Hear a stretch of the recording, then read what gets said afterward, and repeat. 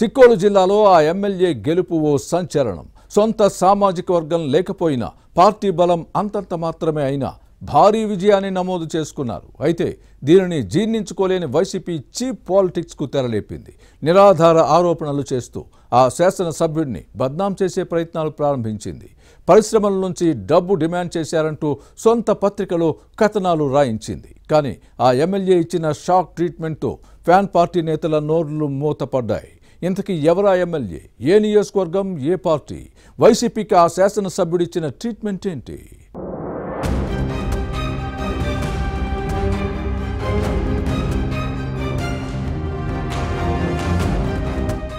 శ్రీకాకుళం జిల్లాలో YCP white wash అయింది. కూటమి పార్టీలు క్లీన్ స్వీప్ చేయడంతో దిమ్మ తిరిగి బొమ్మ కనిపించింది. ఓటమి షాక్ లో ఉన్న ఫ్యాన్ పార్టీ ఇప్పుడు చీప్ పాలిటిక్స్ కు తెరలేపింది.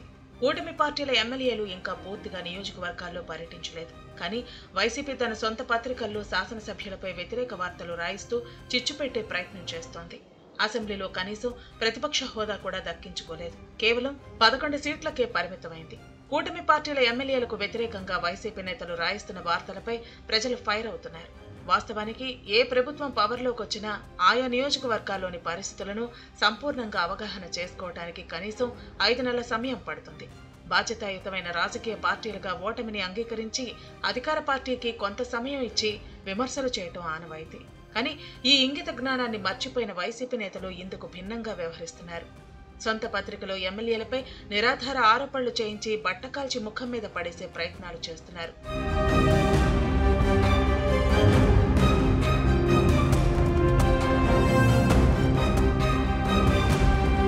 శ్రీకాకుళం జిల్లా ఎచ్చర్ల బీజేపీ ఎమ్మెల్యే ఈశ్వరరావు భారీ మెజార్టీతో గెలిచారు. వాస్తవానికి కమలం పార్టీకి ఇక్కడ అంతగా పట్టులేదు.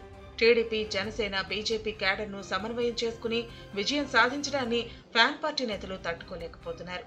ఎమ్మెల్యే ఈశ్వరరావు అసెంబ్లీలో ప్రమాణ స్వీకారం చేయకముందే ఆ పార్టీ నేతలు కుట్రలకు తెరలేపారు.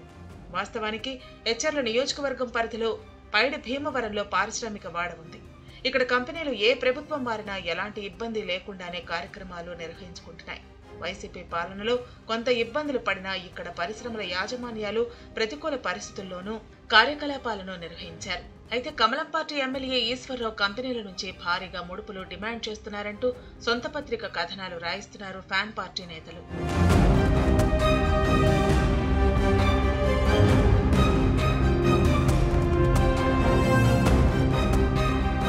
వాస్తవానికి ఈశ్వరరావుకు ఎచ్చర్ల నియోజకవర్గంలో ప్రత్యేక గుర్తింపు ఉంది.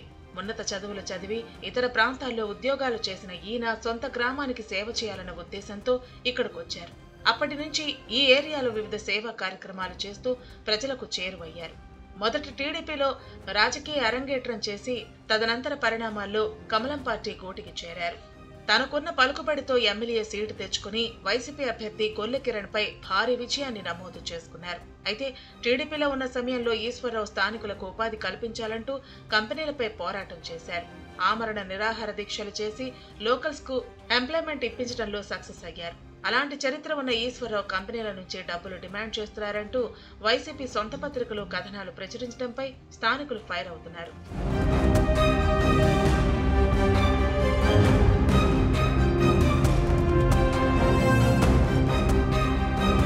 ఎచ్చర్ల ఎమ్మెల్యే ఈశ్వరరావుది రణస్థలం మండలం బంటుపల్లి పంచాయతీ. ఇక్కడ బీరు ఫ్యాక్టరీ ఉంది. కొంతకాలంగా కార్మికులు యాజమాన్యానికి మధ్య అంతర్గత విభేదాలు నడుస్తున్నాయి. వీటిపై స్థానిక ఎమ్మెల్యేగా ఇరు వర్గాలను పిలిచి శాంతియుతంగా సమస్యను పరిష్కరించే ప్రయత్నం చేశారు. అయితే ఈ క్రమంలో బీరు ఫ్యాక్టరీ యాజమాన్యం కార్మికుల విషయంలో వ్యవహరిస్తున్న తీరుపై కాస్త అసహనం వ్యక్తం చేశారు. ఈ అంశాన్ని వైసీపీ తన కుటిల రాజకీయాలకు వాడుకుంది.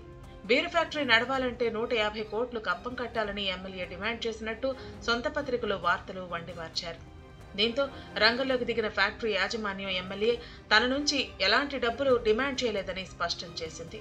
అయినప్పటికీ వరుసగా తప్పుడు కథనాలు రాస్తూ ఎమ్మెల్యే ప్రతిష్టకు భంగం కలిగించే విధంగా వ్యవహరిస్తున్నారు. దీనిని సీరియస్ గా తీసుకునే ఎమ్మెల్యే ఈశ్వరరావు తనపై నిరాధార ఆరోపణలు ప్రచురించిన ఆ పత్రికపై చట్టపరమైన చర్యలకు దిగారు. సొంత నిధులతో గ్రామాల్లో సేవా కార్యక్రమాలు నిర్వహించిన ఈశ్వరరావుపై నిరాధారమైన ఆరోపణలతో వార్తలు ప్రచురించడం వైసీపీ నేతల్లోని అసహనానికి అద్దం పడుతోంది. ఎన్నికల్లో జనం తిరస్కరించిన ఫ్యాన్ పార్టీ నేతలకు బుద్ధి రాలేదని జనం మండిపడుతున్నారు.